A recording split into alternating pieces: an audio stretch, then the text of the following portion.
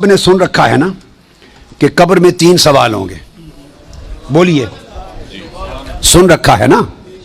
اعوذ باللہ من الشیطان الرجیم بسم اللہ الرحمن الرحیم اقرأ باسم ربك الذي خلق خلق الإنسان من علق اقرأ وربك الأكرم الذي علم بالقلم علم الإنسان ما لم يعلم۔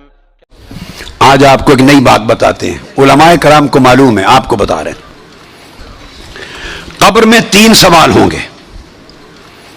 یہ حدیث بڑی توجہ سے سنیں، یہ اہل علم کے لیے اور اہل جو طالبان علم حدیث ہیں ان کے لیے۔ حضرت براء بن عازب، میں 3-4 حدیثیں بیان کروں گا۔ حضرت براء بن عازب راوی ہیں، اور یاد رکھ لیں کہ قبر میں 3 سوال ہوں گے۔ کیا؟ مر ربو کا، تمہارا رب کون ہے؟ دوسرا سوال ما دینوں کا، تمہارا دین کیا ہے؟ تیسرا سوال ما کنت تقول فی ھذا رجل محمد، حضور علیہ السلام کا چہرہ پاک دیکھیں گے کہ ان کے بارے میں عقیدہ کیا تھا۔ 3 بتائے جاتے ہیں نا۔ میں آپ کو وثوق کے ساتھ کہہ رہا ہوں، تیقن کے ساتھ کہہ رہا ہوں، اور ذمہ داری کے ساتھ کہہ رہا ہوں، یہ 3 سوال نہ بخاری میں ہیں نہ مسلم میں ہیں۔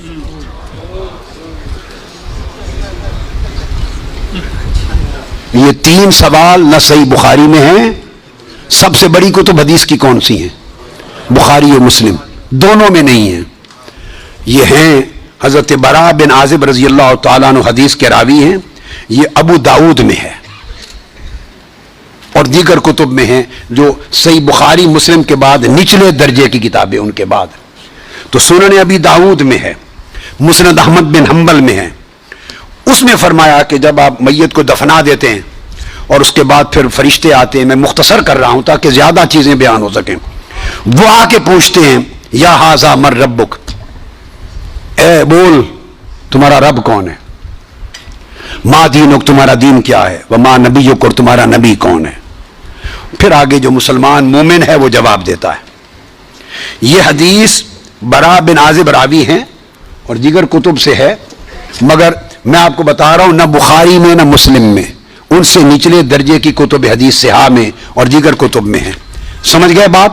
اس کا حوالہ دے دیا میں نے آپ کو۔ اب آپ آ جائیے بخاری اور مسلم کیا کہتی ہے۔ صحیح بخاری اور صحیح مسلم وہ بتاتی ہے کہ قبر میں ایک ہی سوال ہوگا۔ کیا بات؟ میں تینوں سوال مانتا ہوں، میرے بارے میں کوئی نیا عقیدہ نہ سمجھنے اپنا، میں تینوں مانتا ہوں، مگر میں بتا رہا ہوں کہ یہ 3 سوال نہ صحیح بخاری میں ہے نہ مسلم میں ہے، صحیحین سے نچلے درجے کی کتابوں میں ہے، سنن ابی داؤد اور دیگر کتب میں۔ امام بخاری نے 3 سوالوں کی روایت نہیں بیان کی، امام مسلم نے 3 سوالوں کی حدیث کو روایت نہیں کیا۔ وہ کیا کہتے ہیں؟ امام بخاری اور امام مسلم سے بڑا امام تو حدیث میں کوئی نہیں، بولیے۔ وہ کہتے ہیں ایک ہی سوال ہوگا۔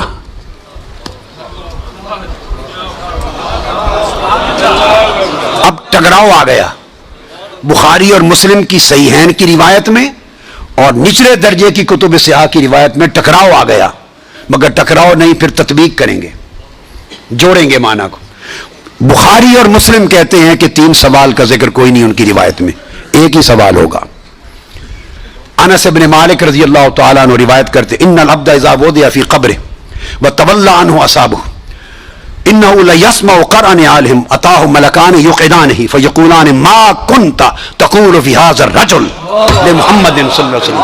صحیح بخاری، یہ صحیح بخاری کتاب الجنائز کو اٹھا کے دیکھ لیں، حدیث نمبر 1308 جا کے مطالعہ کیجئے۔ پھر کتاب الجنائز میں حدیث نمبر 1673، صحیح مسلم کتاب الجنہ و صفت نعیمہا، پھر ابو داؤد میں بھی ہے، نسائی میں بھی، احمد بن حنبل، ساری کتب صحاح میں یہ حدیث، اور بخاری اور مسلم کی متفق علیہ۔ اگر متفق علیہ حدیث کچھ اور بتائے اور نچلے درجے کی کتب حدیث اس سے مختلف مضمون بتائے اور تطبیق نہ ہو سکے تو کس کو اختیار کیا جائے گا؟ متفق علیہ کو۔ درست قاعدہ ہے نا؟ یہاں تطبیق ہے، آگے چلتے ہیں۔ مگر امام بخاری نے روایت کیا کہ حضور علیہ السلام نے فرمایا بندے کو جب قبر میں رکھ دیا جاتا ہے اور اس کے دفنانے والے جب چلے جاتے ہیں انہ لیسمع قرعن علیہم، عام میت بھی واپس جانے والوں کی جوتوں کی آہٹ سنتا ہے.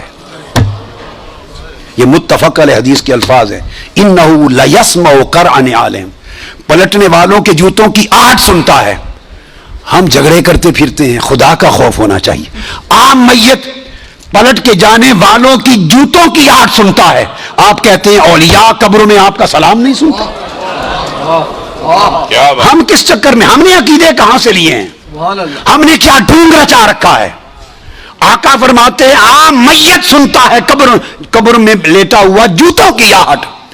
اگر ہم سمجھیں کہ اولیاء اور صلحاء جو عام میت سے اونچے درجے وہ قبر پہ آنے والوں کو نہیں سنتے، یہ عقیدہ کہاں سے آ گیا؟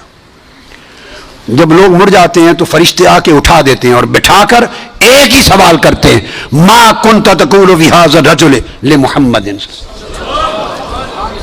جب پوچھا جاتا ہے تیرا رب کون ہے تو سوال کا جواب لیک آؤٹ نہیں کرتے، مشکل میں ڈالا، بتاؤ اگر جانتے ہو تو رب کون ہے. پوچھا جاتا ہے تمہارا دین کیا ہے تو جواب کا اشارہ نہیں دیتے.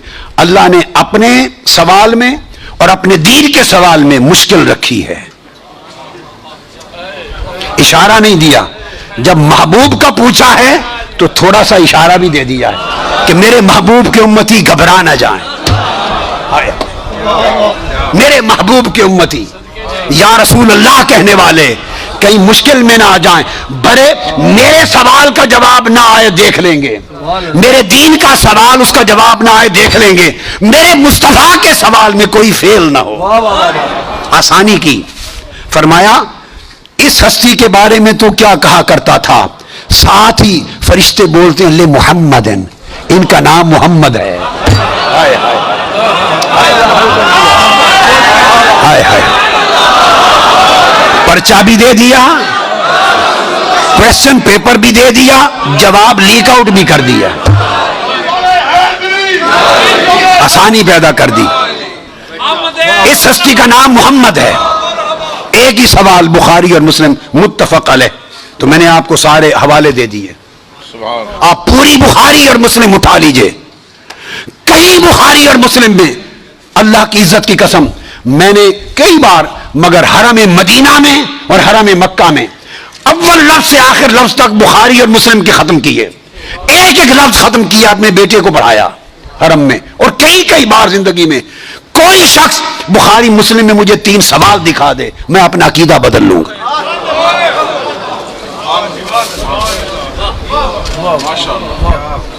بخاری اور مسلم ایک ہی سوال بتاتی ہے، اس ہستی کے بارے میں کیا کہا کرتا تھا اور ان کا نام محمد ہے صلی اللہ علیہ وسلم.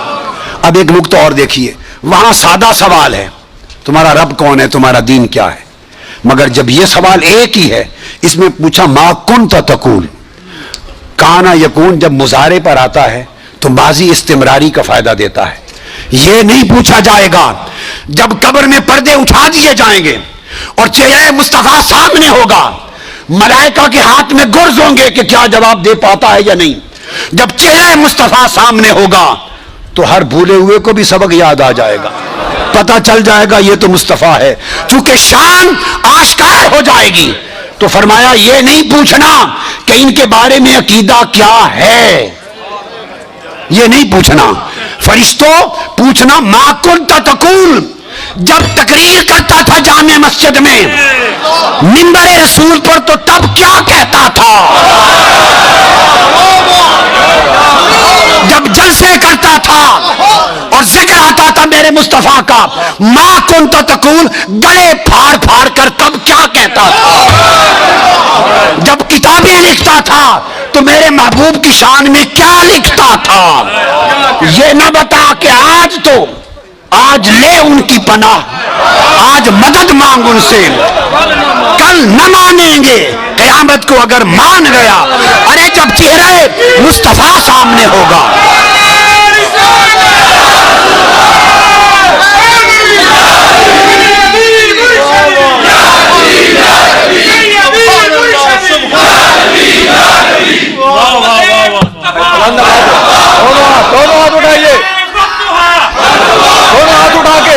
دونوں ہاتھ اٹھا کے سیدی یا مرشدی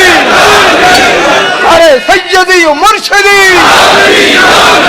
تو فرمایا یہاں تو جب کوئی اور شے نظر نہیں آئے گی سوائے دو فرشتوں کے جو پوچھ رہے ہیں اور چہرہ مصطفیٰ سامنے ہوگا تو پھر تو سب عقیدے کی سمجھ آنی ہے. پھر کیسے انکار کرو گے؟ پھر تو سب سیدھے ہو جائیں گے.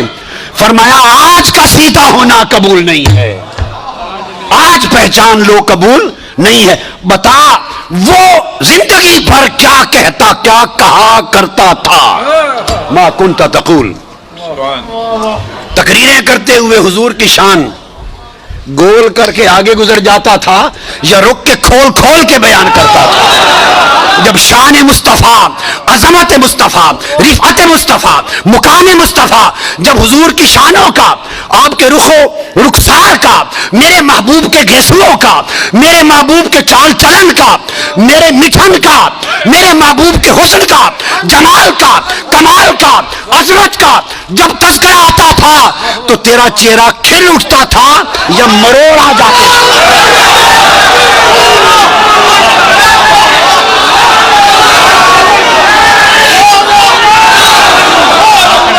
جب میرے محبوب کی نعت پڑھی جاتی تھی، جب میرے محبوب کی نعت پڑھی جاتی تھی، جب میرے محبوب کی عظمت کے تذکرے ہوتے تھے، اس وقت تیرے چہرے کا رنگ کیسا ہوتا تھا؟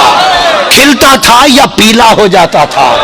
اور جب خطاب کرتا تھا حضور کی شان میں ایسے دو چار جملے بول کے گزر جاتا تھا یا ساری رات اسی پر لگا دیتا تھا؟ ما کنت تقول فی حق ھذا الرجل لمحمد، بول کیا کہا کرتا تھا؟ واہ کیا خوبصورت. وہ عقیدہ پوچھا جائے گا جو اس دنیا میں رہا. تو فرمایا پھر مومن بتائیں گے کہ یہ حضور ہیں اور باقیوں کو یہ متفق علیہ حدیث بخاری مسلم کی. امام بخاری مسلم کا عقیدہ یہ ہے کہ ایک ہی سوال ہوگا. فرشتے کہیں گے چھوڑے باقی گلاں نوں اے بس اس سونے دے بارے چ کی آکھنا ہوں دنیا وہ باقی تبلیغاں تیریاں سن لواں گے. وہ ساری تبلیغاں، تیری تقریراں، تیری تبلیغاں، تیری کتاباں، تیرے مدرسے سارے دیکھے جان گے. پہلے دس اس سونے دے بارے چ کی آکھنا. ما کنت تقول فی حق ھذا الرجل لمحمد، یہ صحیح بخاری کی حدیث ہے. اگر آپ نے ابھی تک ہمارا چینل سبسکرائب نہیں کیا تو ابھی سبسکرائب کریں اور بیل آئیکن کو کلک کر کے ہماری لیٹسٹ ویڈیوز کے بارے میں اپڈیٹ جانیں.